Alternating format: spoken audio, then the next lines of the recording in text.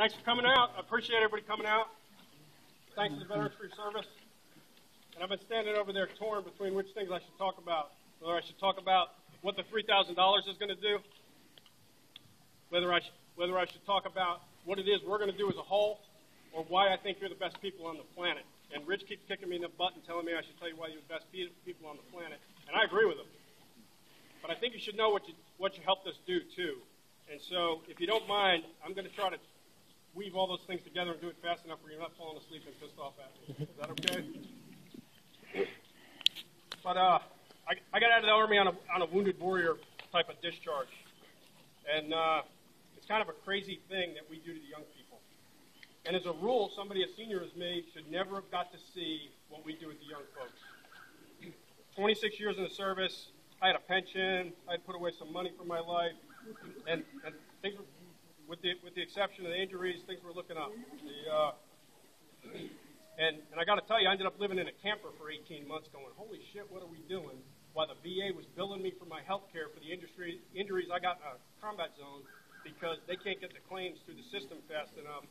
And it was so overwhelming that there was times I didn't know if I was going to have the money to buy the groceries to feed my kids on the weekend when I had my custody. It's nuts. And that kind of stayed with me for a little while. And then some people asked me to study the situation because part of what I did for the Army was I found things out. I found the Jack Club's house. I found Crusade Chief of Staff's house. I found Hoot of the Bio Witch, number 44's house. Saddam's bodyguards, Secretary of the Air Force, their equivalent of the Chairman of the Joint Chiefs of Staff and his family. When people found out that, they asked me to do some studying on the situation of the veterans in eastern Pennsylvania. And I learned some things that were completely set me back. I couldn't believe that they were real. 1 in every 150 veterans is homeless. Almost all of them suffer from some form of PTSD. The suicide rate on active duty, we've lost more service members on active duty to suicide than we have to the enemy since the time 9/11 started. We lose a veteran to suicide every 80 minutes. And I just don't think that's a standard that we can live with. At least I can't. And so with that as a backdrop, what we're doing with your money is we're funding a PTSD retreat coming up on the 26th, 27th, and 28th, where we're bringing a combination of mental health professionals, veterans that suffer PTSD, spouses that deal with the effects when the spouse comes home with PTSD, and people that help veterans get access to care and do like a working planning group based off the works of an innovative psychologist that's published a couple books who has a theory that everybody reacts to stressors different because of their life experiences, and if you can take somebody back and figure out how they view the world and why they react the way they do in a certain situation, you can design a customized plan to take them from their troubled spot to normalcy again. And we're going to get the input of the vets and the mental health professionals that deal with veterans to work with her and shape a program based on hers to the end. And the $3,000 that you guys raised for us here today is going to get us over the top to be able to fund that for the next in Whitehaven, Pennsylvania.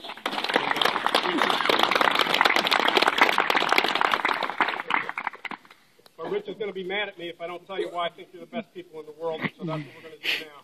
Unless anybody has any questions on what we're going to do or how we came about starting to do what we did.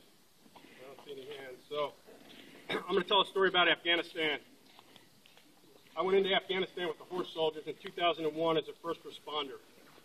You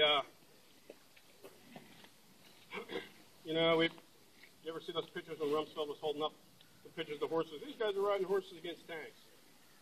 I was one of those guys. And in fact, the guy that the pictures Rumsfeld held up was my boss, and I hate that son of a gun. So you can laugh every time I'll clap for you when you do. Anyway, when we were getting ready to leave, we're rolling out. We stayed at a place called the Turkish Schoolhouse. It was an all-girls school in Mazar-i-Sharif, Afghanistan, up in the northern part. Our sector fell first.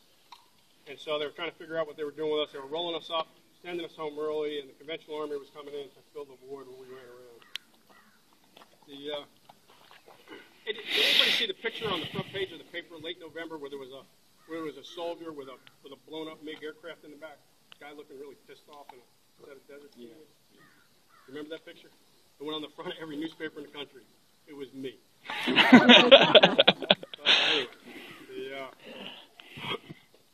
But as we're rolling up, we're going back out to that airfield where the picture was taken, and we're loading up all our gear. And I was the ops sergeant major, so I'm going back to the Turkish schoolhouse to do one last check to make sure we have everything, and we're going home, and the 10th Mountain can have this problem from here on out. And as I'm rolling up with one of the guys, we had these little Toyota pickup trucks, and we roll up to the T intersection coming out of the airport to the main highway there. I can't remember the number anymore. And we're stopped to take the left to go back to the Turkish schoolhouse. Everybody knows what a burqa is, right? The little caps with the ghost suits the girls wear over there. Well, there's two young women sitting on the base of like a big light post or sign there. It escapes me now which one of the two it was. And the wind's blowing. It's a desert. The wind's blowing. And these burqas are tied up against these young women. And one of them had a darker colored burqa, and all you could tell was it was a burqa, and there was a young lady under there. But the other one had a white one. The other one had a white one, and it was pretty threadbare white one at that. And when it was blowing up against her shirt, what you could see through it was you could see an American flag. And I thought that was important because in a place where they hate the United States, where they launch terror against all over the place, still, at the lowest level, the normal people still see us as a symbol of hope. And they see us as a symbol of hope because people like you will take the time to help people you don't even know. And we are known throughout the world for that, and it's all because of people like you taking your time to help somebody. And where else are you going to find that but here? Some places in Europe, too. But I know what you're doing, and I appreciate what you're doing, and I want to thank you for coming out. And as we like to say, the vets salute you, and we appreciate it.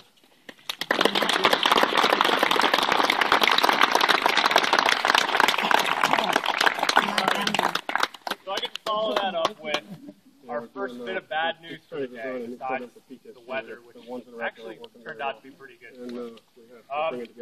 We actually had an issue with our awards. We actually had military challenge points minted as awards.